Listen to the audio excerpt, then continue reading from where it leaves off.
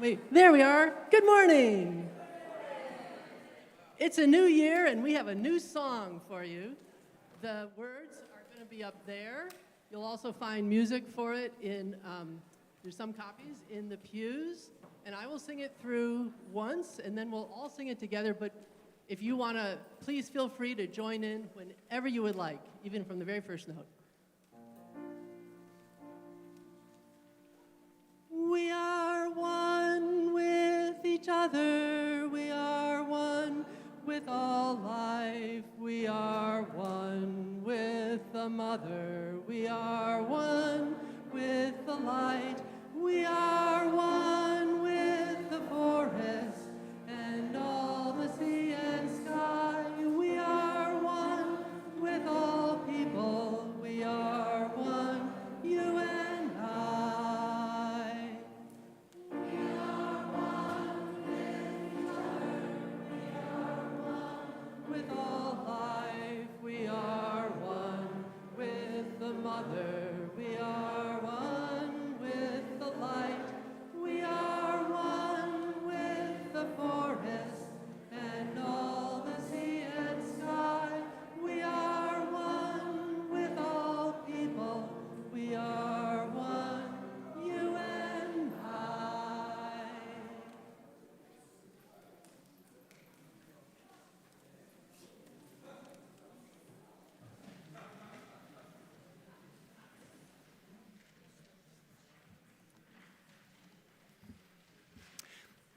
We acknowledge that we are gathering upon the homeland of the Western Abenaki people. We express gratitude for their traditional and ongoing stewardship of the lands and waters. And we offer respect to the elders, both past and present. Good morning.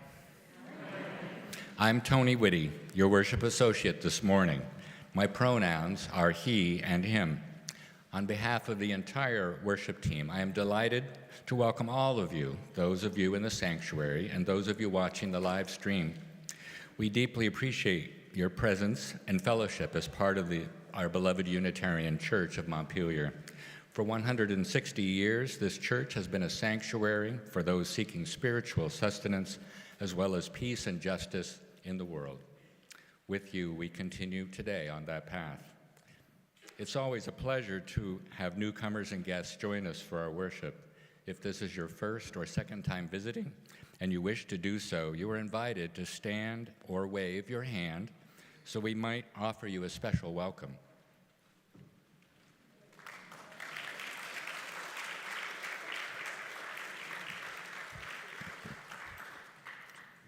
Thank you. We are glad you are here. Any of you who are newcomers to our congregation are invited to fill out our welcome form available at the hospitality table in the vestry during coffee hour so that we can connect with you and welcome you more fully. Now we can all join in the welcoming by taking a few moments to turn to your neighbors in the pews and share a few words of greeting.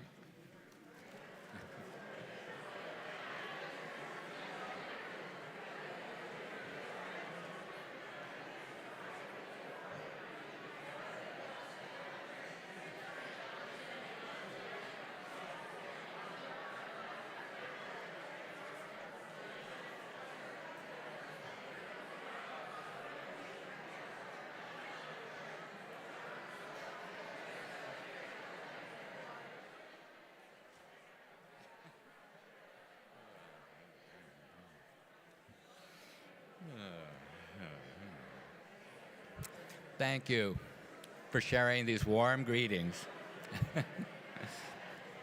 Thank you. You are invited to continue your conversation after the service during the coffee hour.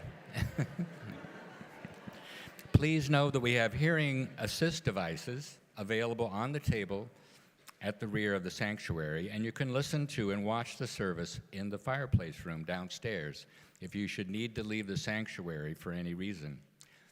A member of our lay pastoral care ministry team is available in the sanctuary after the service if you have a personal concern or would like to share more deeply. This morning, our lay pastoral caregiver is Betty McKinnell. Thank you, Betty. And now, Caitlin Proughton, our Director of Spiritual Exploration, has a brief announcement.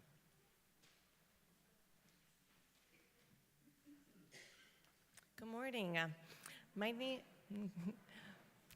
My name is Caitlin, and I use she, her pronouns. And you may have noticed something new on your way into the sanctuary today, especially if you entered on that side by the bell tower room. Did anybody see it?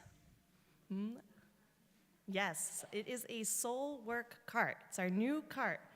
And this cart is filled with items to engage both our minds and our hands.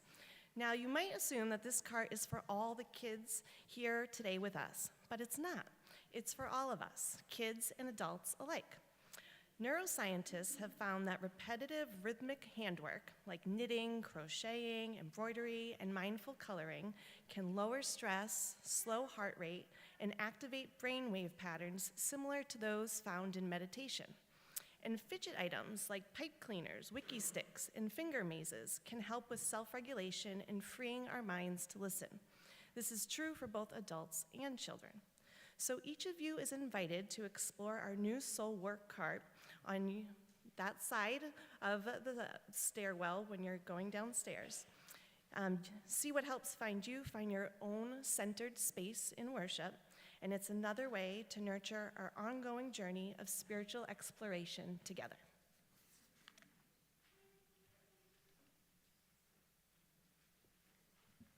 Thank you, Caitlin. It is a joy to be back in the sanctuary for this first service of the church year and to be part of such an engaged community. Here is some of what's happening now. The Adult Spiritual Exploration Team invites you to complete an interest survey to help determine our fall and winter programs. There is a link to the survey in the fall newsletter, or you can fill out a paper copy at the hospitality table during coffee hour. The Women's Alliance will have their first meeting and potluck of the year this Tuesday from 5 to 7 p.m. in the downstairs vestry. People of all ages and genders are invited to attend these monthly gatherings. After today's service, we hope you will join us for coffee hour, where we will have snacks to share.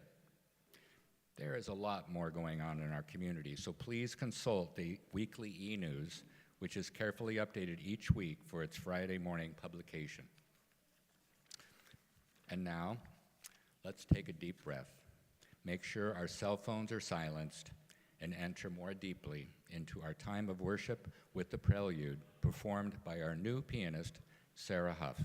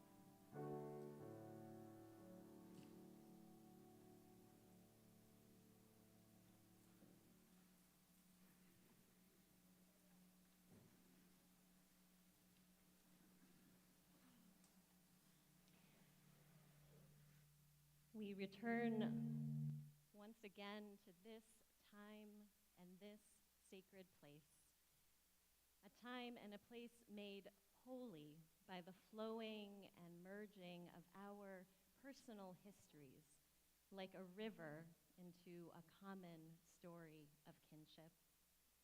We open our hearts this morning to offer ourselves as a blessing, sweet and refreshing waters to one another's lives.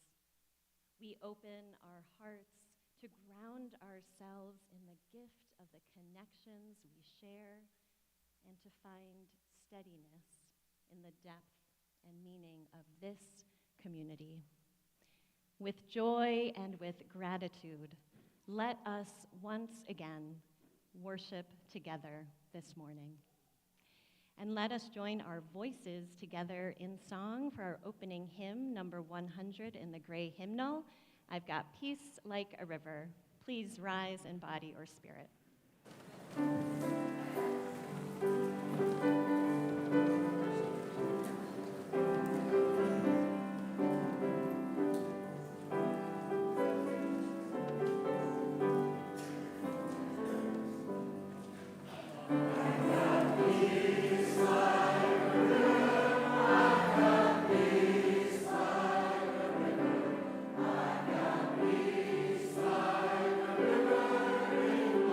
Soul.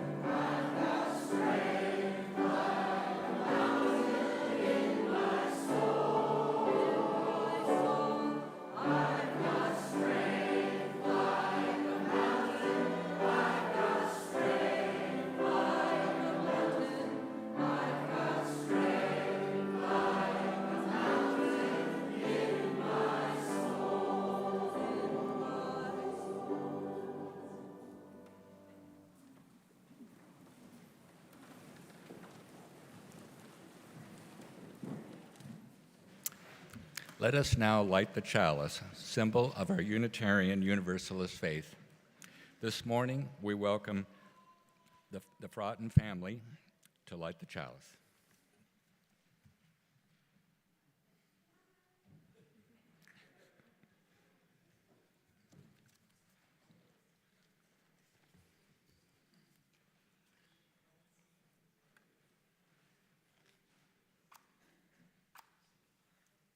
We light this flame, an enduring symbol of our collective commitment to lead with truth and compassion.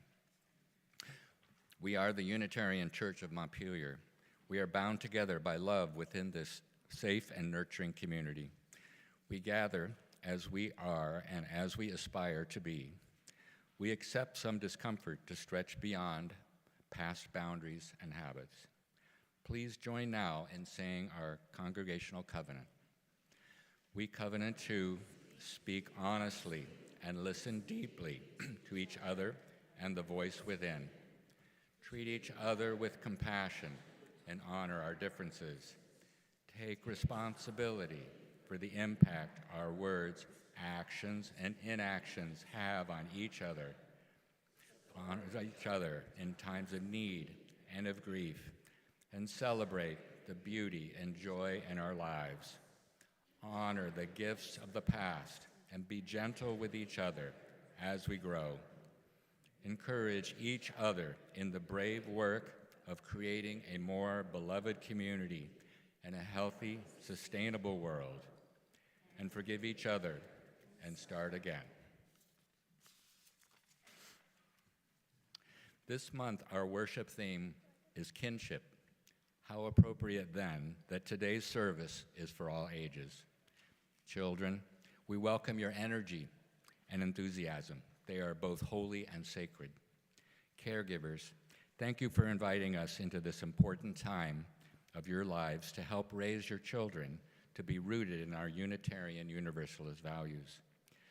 And to all our congregants, if you need to get up and move around or move closer to the front to hear a bit better, we encourage you to find ways that support your worship experience.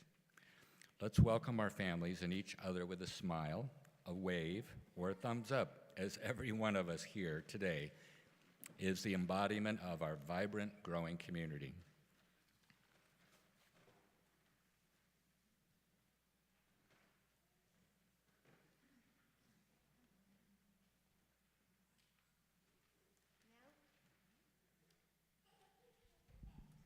Now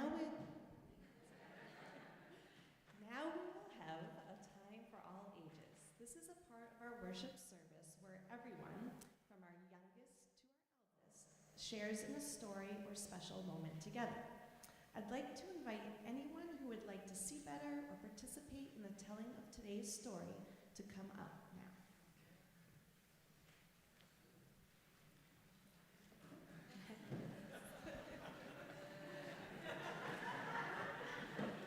It's not just for kids.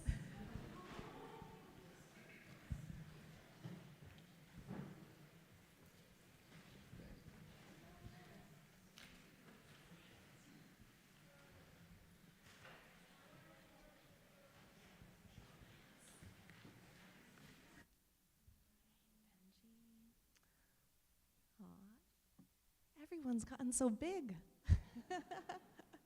Wow. All right. Well, today our story is about asking what-if questions. Has anyone here ever asked a what-if question? Like, what if we could live on the moon? Has anybody ever wondered what it would be like if we could live on the moon? Yeah. All right. Well, we can learn so much from asking questions. And I'm going to need a little help telling this story. You see, in it, there's a child who likes to ask what-if questions. I'm wondering if you all could be the child in the story. So when I hold up one finger, like this, can you say, what if? And then make a wondering gesture with your hands or your eyes. So something like this. What if? Can you do? So I'm going to hold my finger up and you try now. Ready? Oh, awesome. Okay. So Then in the last line of the story, the child says, "What if," 3 times in a row. So when I hold up 3 fingers, can you say, "What if, what if, what if"? All right, so let's practice. Amazing. All right, here we go.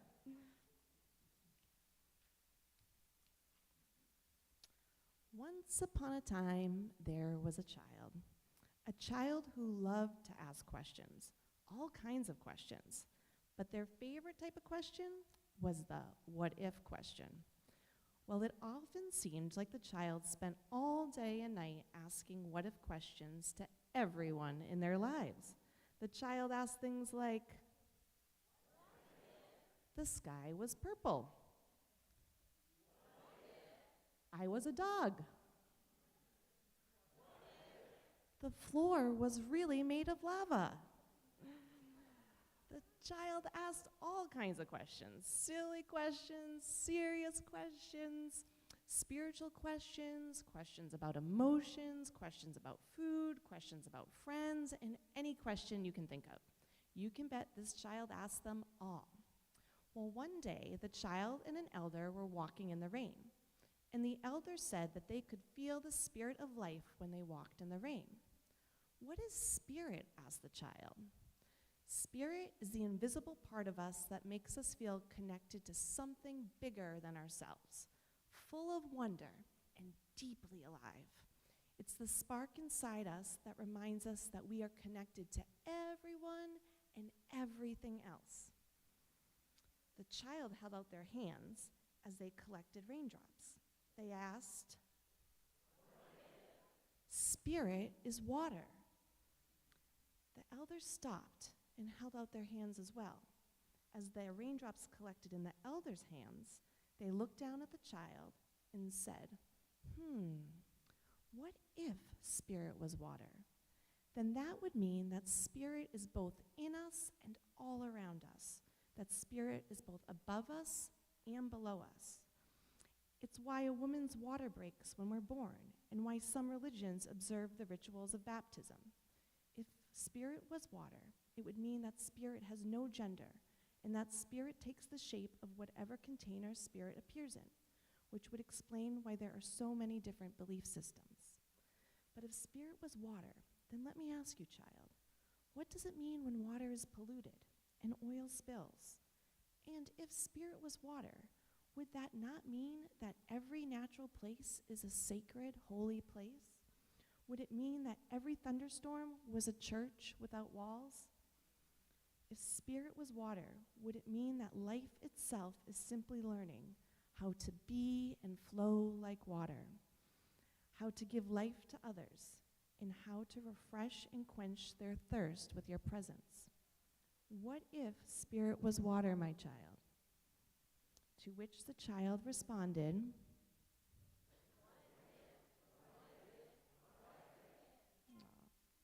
thank you all so much for participating in the telling of our story today. You can now return to your seats. Thanks, everyone.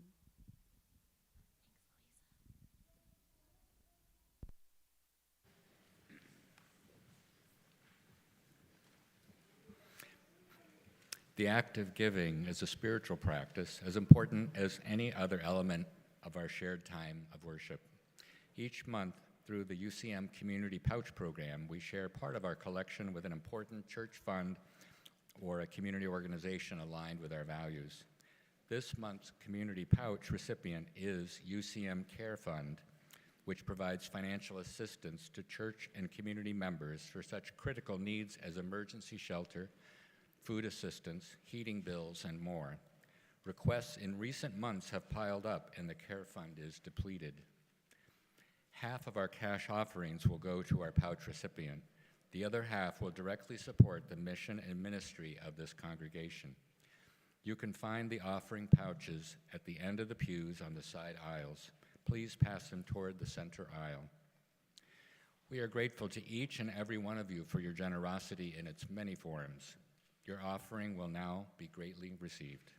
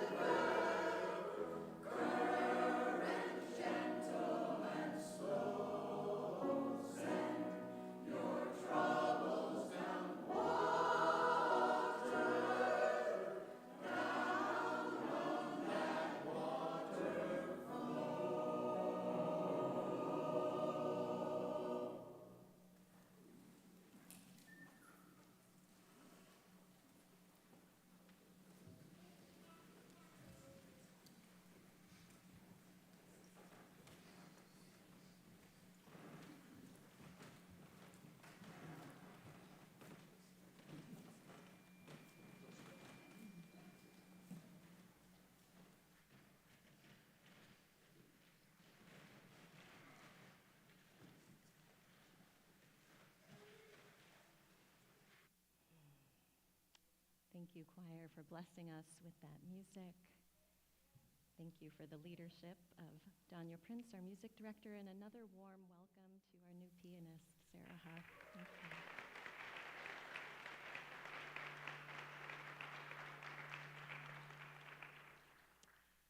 Your enthusiasm was felt through my microphone. It radiated. Will you take a breath with me?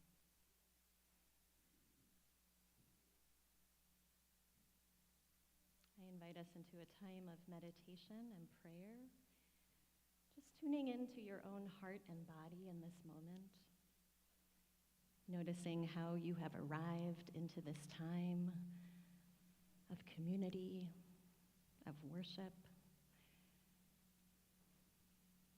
holding with compassion everyone, everything you might have on your heart, knowing that we are indeed all part of a circle of kinship. And as we pray together, I invite us into an embodied prayer, and you can participate in this prayer seated, or if you care to stand, you're welcome to do that. I will demonstrate first and then invite us to join together in this simple, brief prayer, speaking aloud the prayer and doing the motions 3 times, and then just the movements. So in silence, we will pray 3 times. And so it goes like this. The circle of kinship holds me, holds you, holds all. Won't you join me? The circle of kinship holds me, holds you, holds all. The circle of kinship holds me, holds you, holds all. The circle of kinship holds me, holds you, holds all.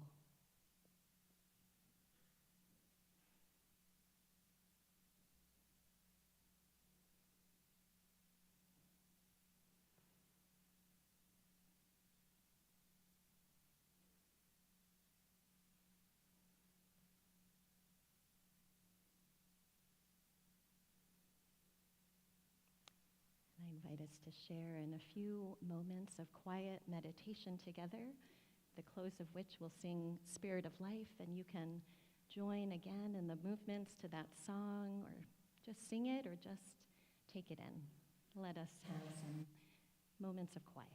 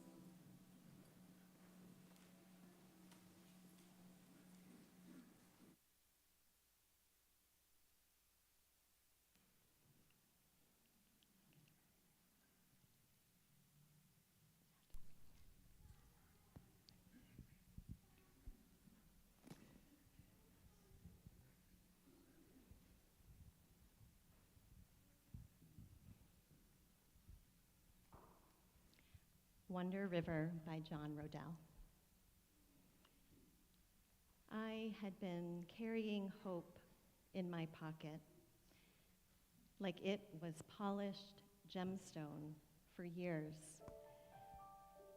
Whenever trouble came, I'd squeeze hope tightly in my shaking hand, and I could feel it bump against my palm like a newborn heartbeat.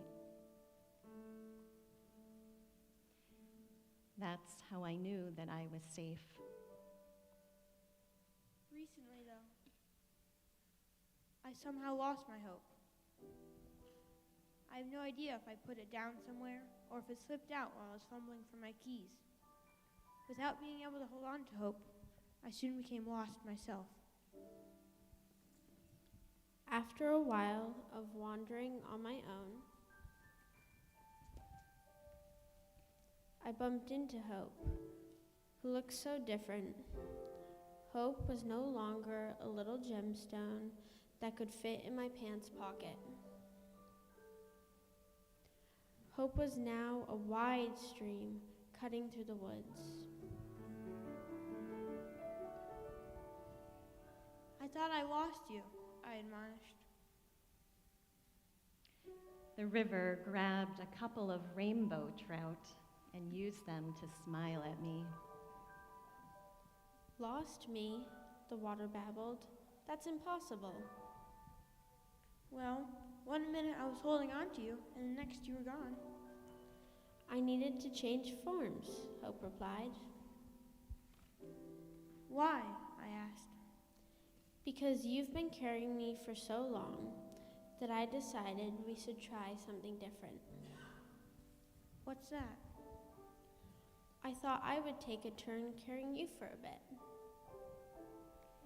The river rose up around me and pulled me gently onto my back. I was floating. I didn't realize how exhausted I was until the river held me. And hope carried me. And hope carried me. And Hope carried me. Now, whenever trouble comes, I just spread my arms open and let hope wrap me up in her slow water. And I can still feel it pulse against me like a newborn heartbeat. That's how I know that I'm safe.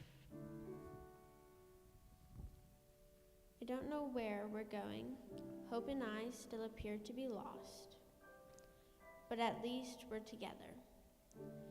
Maybe we'll stay lost out here for a while longer. Funny enough, I'm in no rush to get to our destination. Because it's been so long since I've ever felt held by anything. And I think I could really get used to it.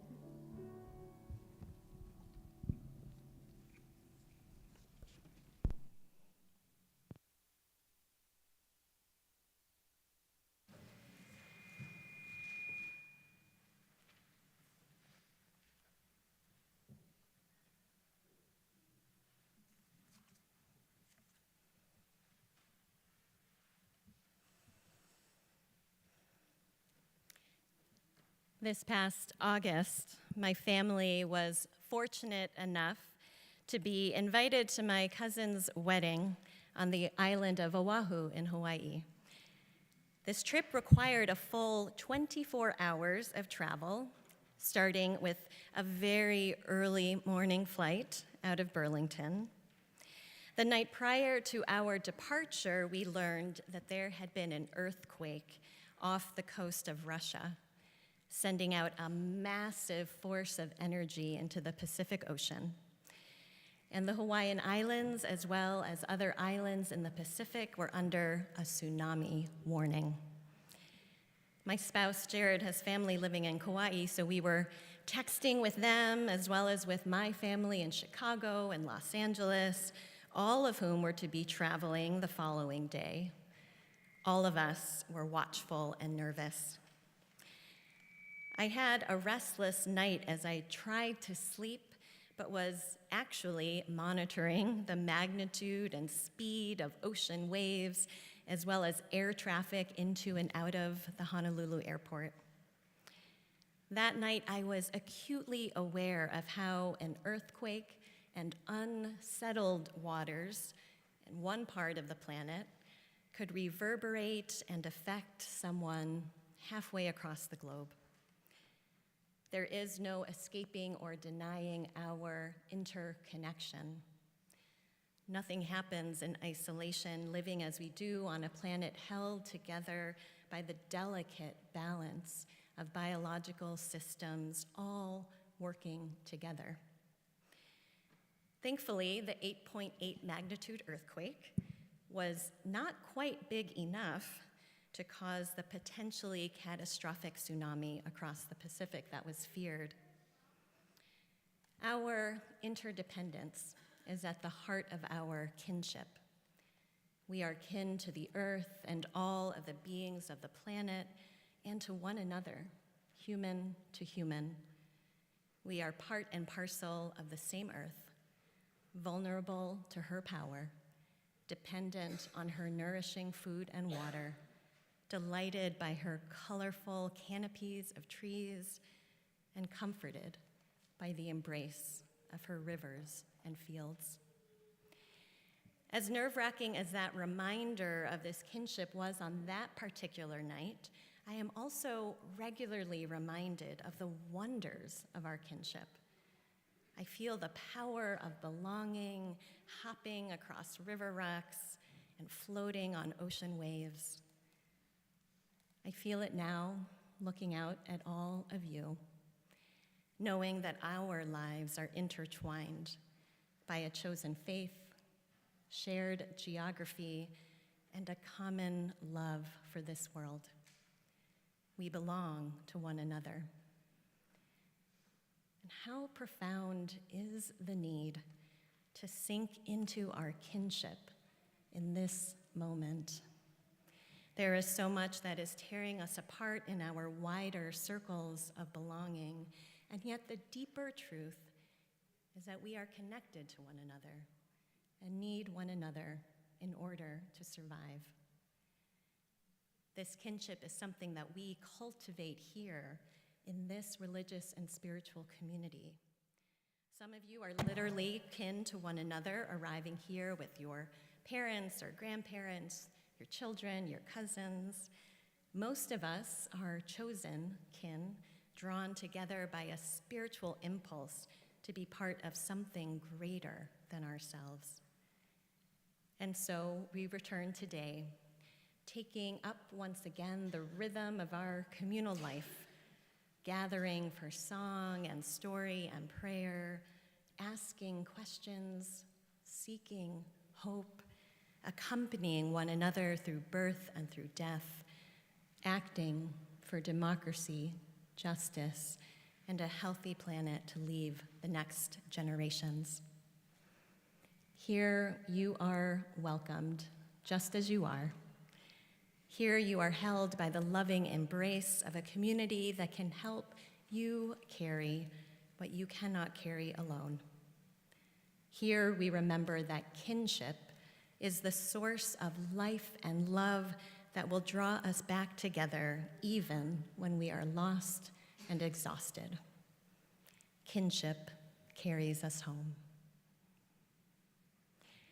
And today we are held in the tradition of our annual Ingathering service, held by the hope that we find in joining with hundreds of Unitarian Universalist congregations that mark the beginning of their church year with the celebration of the water ceremony.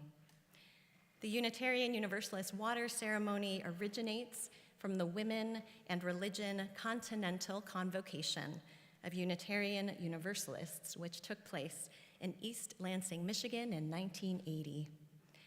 The creators of the ritual, Carolyn McDade and Lucille Shuck Longview, wanted it to speak to our connectedness to one another, to the totality of life, and to our place on this planet. They also designed it as a ritual of empowerment for those gathered at that convocation who had long been kept at the margins of our religious movement. And this ritual has evolved over time. Today, we join in that tradition of interconnection and community building that the ritual pioneered 45 years ago. We bring forth our waters gathered from many different places, both near and far, both new and familiar. The places from which these waters have been gathered are joined together in the interdependent web of life to which we all belong. We know that water is a life-giving element. Life would not survive on this planet without water. Water is also powerful, and like any element of nature, can cause destruction when it inundates human communities or when its absence, as we felt this summer, parches the soil and the body.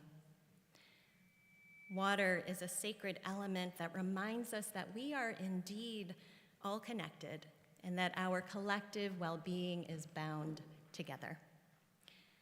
During our ceremony, your waters will join together in the common bowl of our community. We will pour our waters together, reuniting after a time apart and a summer of pursuing our own adventures. We bring together here our unique gifts, our own personal stories, our diverse theologies and spiritualities, and our commitment to this community. When you come forward, you're invited to share the spiritual significance of your water as well as its source. And the meaning behind your water may be something that your own spirit is thirsting for or needing to feel sustained and nourished, or the meaning you share might be something that you can offer this community to help nurture and nourish others' spirits.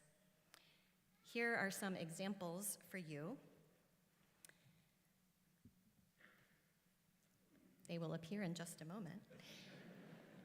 You might share water of compassion from the Winooski River, water of healing from the Atlantic Ocean, water of gratitude from the rain barrel. Everyone present today may participate in the water ceremony.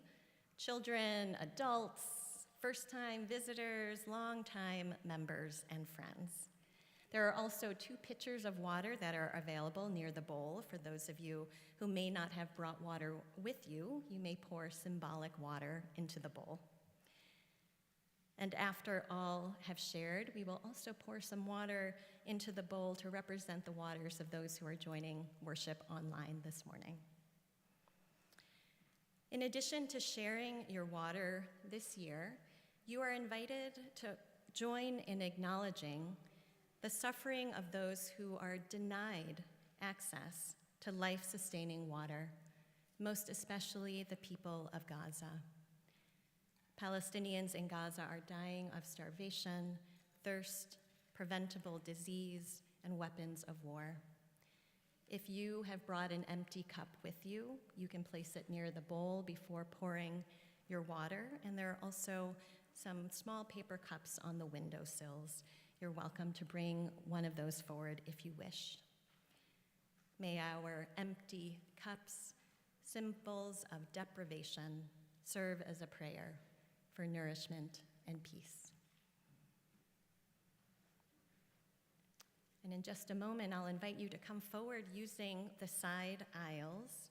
You're invited to pour a small amount of your water into the bowl, and then to state briefly the spiritual significance and the source of your water. You can also pour your water in silence if you wish, and you're invited to return to your seat using the center aisle.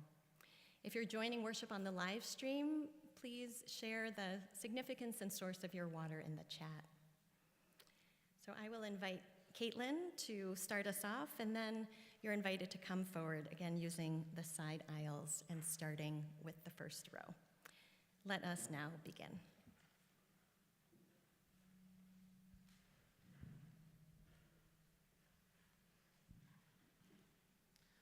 Water of the family from the Waterbury Reservoir.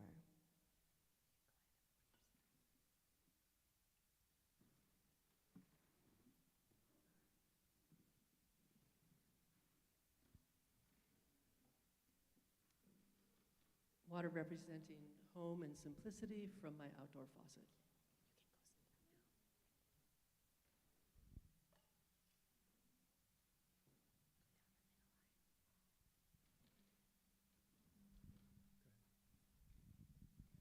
This water is from Scrabble Brook, which flows down from Camel's Hump in Duxbury.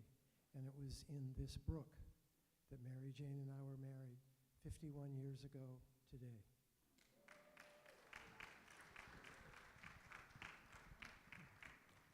This water is from my well in Middlesex on land that was farmed for many generations.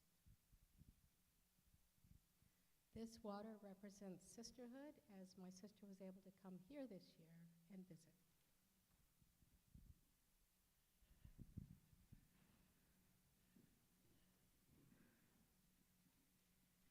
And this water is from Rochester, Vermont.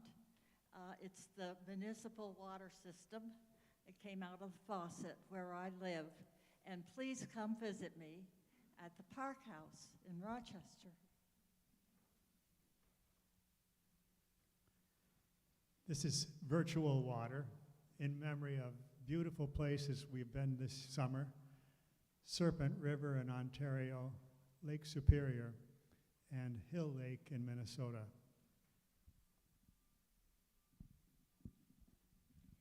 This is water of history from one of the springs at Saratoga Spa State Park in Saratoga Springs, New York, where I had the joy of being yesterday. This is water of love and memory from Lake Fairley, Vermont, where I spent wonderful summers with my family. I have water that was running off our solar panels after weeks and weeks of dry weather, and it was a celebration. It became a symbol of the pain of the earth. It was clouded with silt from the road, East Hill, that has taken all the traffic that was destroyed because of Brook Road being destroyed a year ago by the water. And it was also stained brown, I presume, from the weeks and weeks of wildfire smoke that came over us. So it's both a celebration and the sadness of the earth. This is water that I collected that is rain. I just put it out and collected the rain at Kettle Pond during our church camping trip. This empty cup is for those who have no water.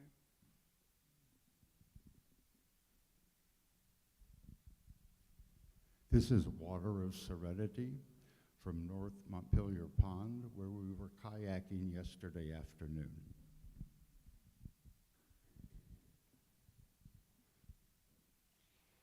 This is water of community from Curtis Pond.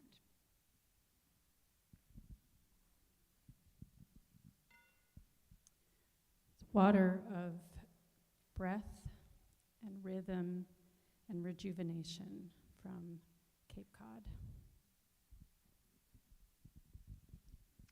An empty cup for those who have no water, and some representative water representing the water of healing from the therapy pool where my new knee was, so I couldn't go in the pond.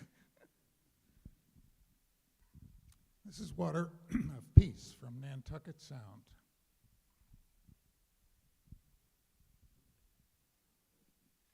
It's the water of Great Mother, the source and cradle of all life, the Atlantic Ocean.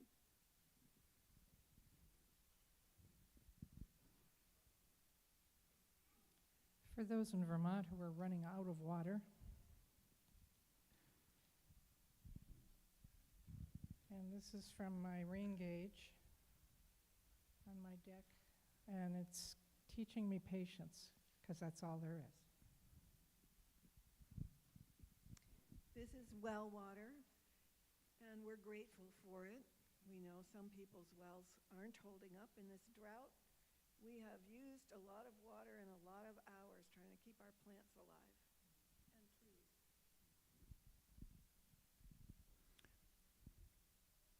This is water from central Maine, in gratitude for the rivers and bays there where we spent a wonderful week this summer with our family.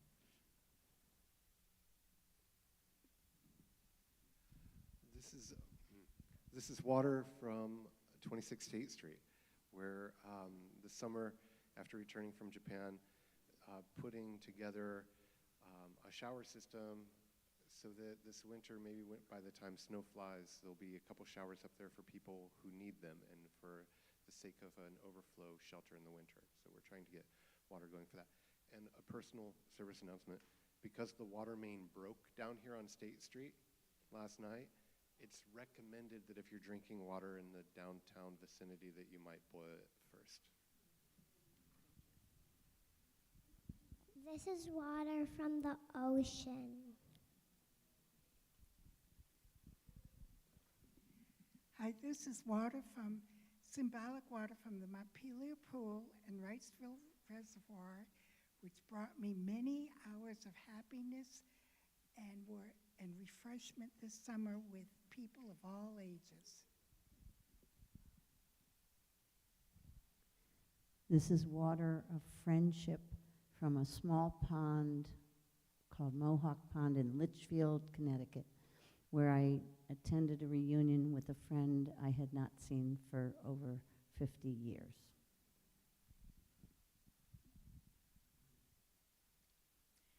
As part-timers here in Montpelier from Newburyport, Massachusetts, and having not read the instructions for today until this morning, we have tap water from our condo in Warren, Vermont.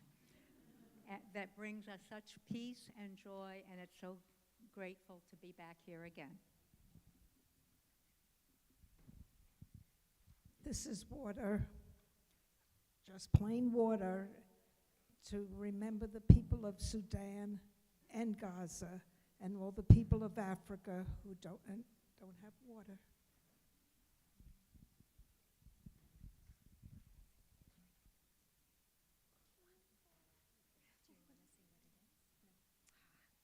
This is water from York, Maine, and it brought me joy to watch my grandson find a giant crab on the beach and watch a light experience the ocean. This is water from Star Island in New Hampshire. This is water from our local Grange, which provides so much joy and community. We have symbolic water of adventure from Seattle, where Jacob's living now.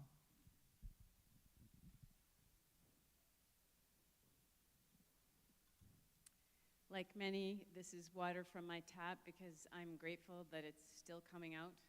And it's a water of blessing to the trees and plants that I can just visibly see are suffering so right now with the drought. This is symbolic water for all the places we visited that are experiencing drought this summer, from Caspian Lake in Vermont, where the water's way down, to the rivers and lakes in Montana and nearby Canada, all experiencing very, very low water. This is water for solidarity and love and singing.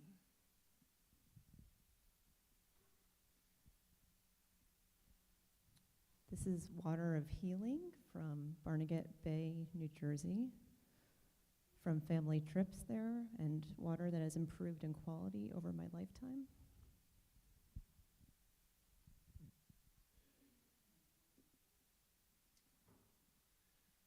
This is water from the Ausable River in the Adirondacks, where I went with a swim for my lazy grandchildren who had just returned from a 15-mile hike from one of the highest mountains. This is water from an aquifer in East Montpelier that is protected from being sold to Coca-Cola or other large corporations for bottled water, and that work, thanks to neighborhood activists, some of which are amongst us today, has led to protections for similar aquifers around the state. We have symbolic water of rest and play from Belgrade Lakes, Maine.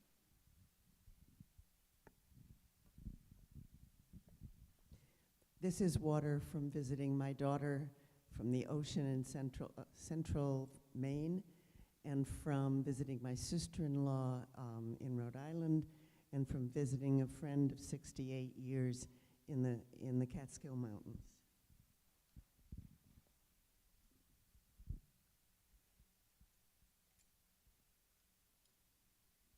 Water of the crowned moon collected from various places throughout Indochina, also known as Vermont.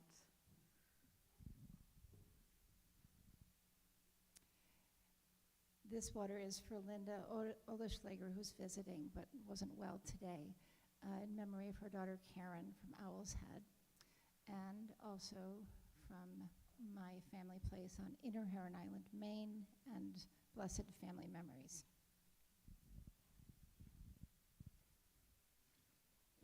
This is water from Star Island, where I spent a week with my daughter and 2 grandsons, and honoring people without water.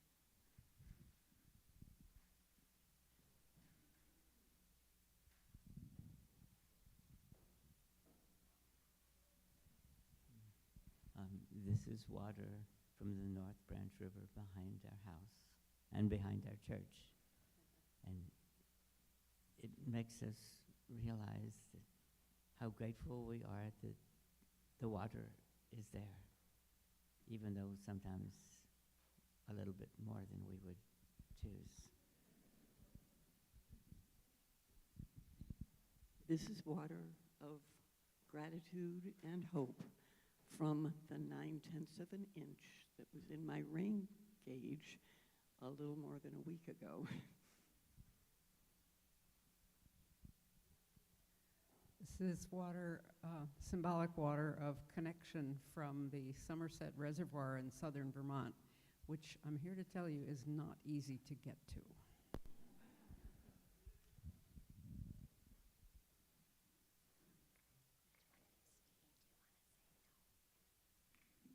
This is also water from Maine. This is water of making family memories off the coast of Maine, where we were spending a little time this summer. This is water from Curtis Pond, where I had the joy of kayaking many times, and also water of compassion for the people of Gaza.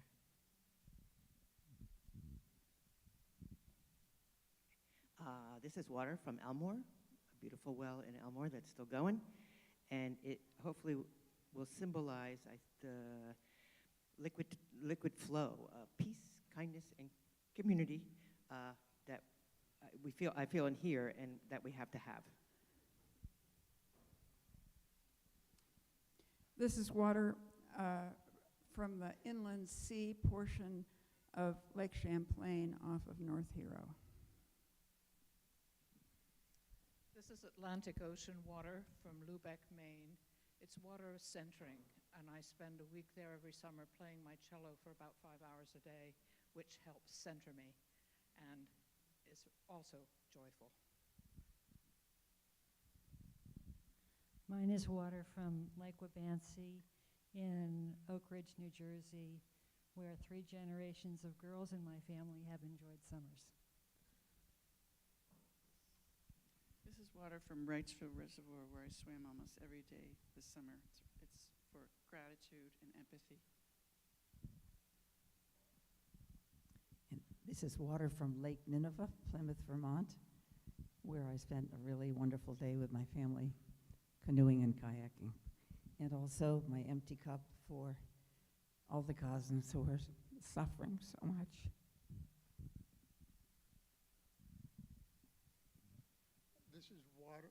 This is water from Pollywog Pond in northern Maine.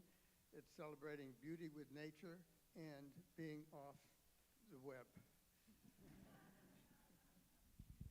This is water from Cape Cod saltwater, buoyant water, water of joy and fun.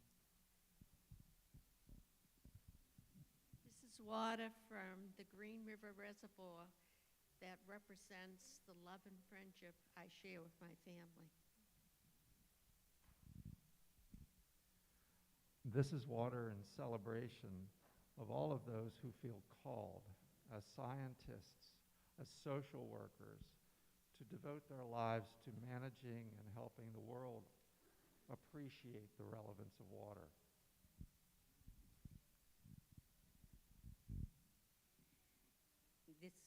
This is water from Raleigh, North Carolina. Yes, I pack for the summer when I come.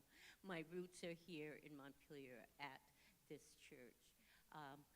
My empty cup is not only for those people in Gaza, but those folks who are unhoused here in Montpelier, where one of their requests when I would visit was, we want water, simple water. This is water of gratitude from my tap in Montpelier, and I've been in Vermont for the first summer in a very long time, and I'm very grateful that water is coming out of my tap.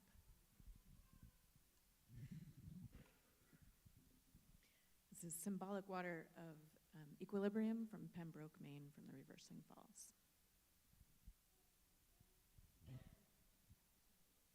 This is water of happiness from our kitchen sink.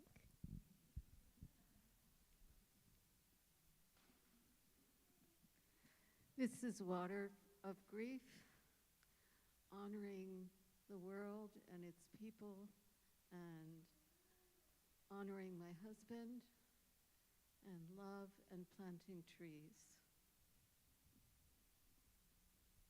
This is water of happiness from Wrightsville Beach.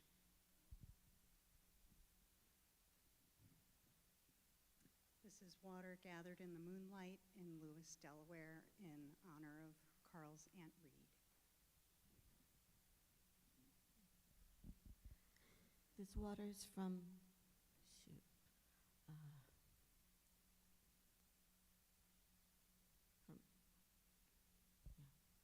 Wrightsville Reservoir.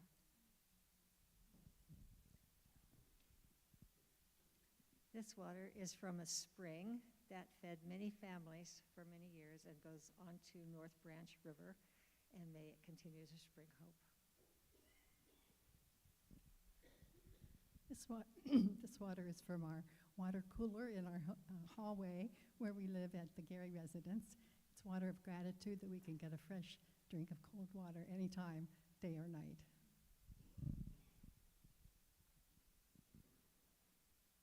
This water is from my home. I offer it with profound gratitude for the fact that I have water, that we have water when so many people around the world don't. This is water from Lake Elmore, where on August 23rd, 80 of us celebrated our long-term recovery from alcohol. This cup has 2 drops in it, symbolic of our collective tears for the people of Gaza. This water is of heritage. It's from Spring Lake in Cuttingsville, where I grew up. This water is in honor of the 4 years I had on Quetico Superior Wilderness area of Minnesota, Ontario as a guide, and the fact that we have people that are protecting our environment for the future generations. This is for all the children who suffer, because there are so many.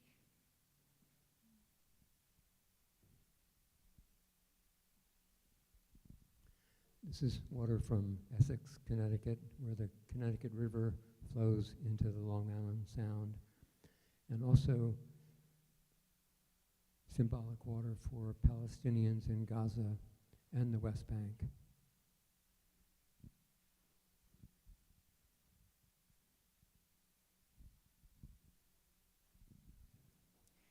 This is an empty cup for all those who thirst for water to nourish their bodies, and thirst to, for those that are in emotional pain and mentally, and feel that mental need of thirst. And it's also for all of the countries and neighborhoods, Gaza, Mexico, where corporations like Coca-Cola come in and build their plant and promise water. And what's left for them after that, because they use the water to build, what's left for that is no water, but bottles of Coca-Cola.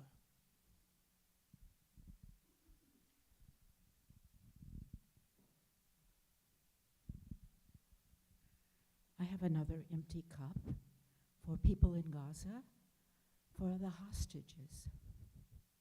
We seem to have forgotten them today.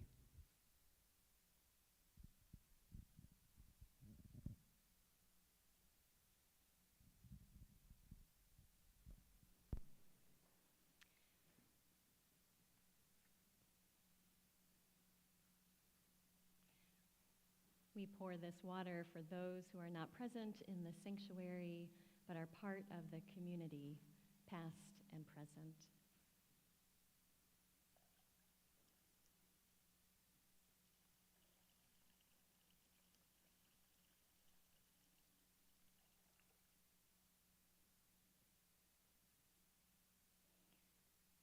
This water is sacred. It is made sacred by the many hands who have poured it with intention and love, the many stories that each drop contains, the many lives surrounding it in this unique moment connected by commitment and faith. A portion of this sacred water will be kept for rituals throughout the church year. May this water continue to flow through this community with shining reflections of the unique gifts that flow through each of its members. As I share these words of blessing, please respond, this water is sacred. May this water bless this community with loving reminders of our collective responsibility to one another and the world. May its ripples be a reminder that the changes and growth within this community bring movement and transformation to the world beyond our doors. May its purity offer grace to our community and the willingness to forgive ourselves and one another when we make mistakes. In moments when we are confused or uncertain, may this water bring us clarity of purpose and commitment. And in moments when the reservoirs of our hearts and spirits are drained by sorrow or pain, may it nourish them with the knowledge that we are surrounded by a deep and abundant love. I invite us now to join in our closing hymn, This Boat. This is another new one from our virtual hymnal. The words will be projected up front. You are invited to join in on the chorus, and members of the choir will sing the verses. Please rise in body or spirit.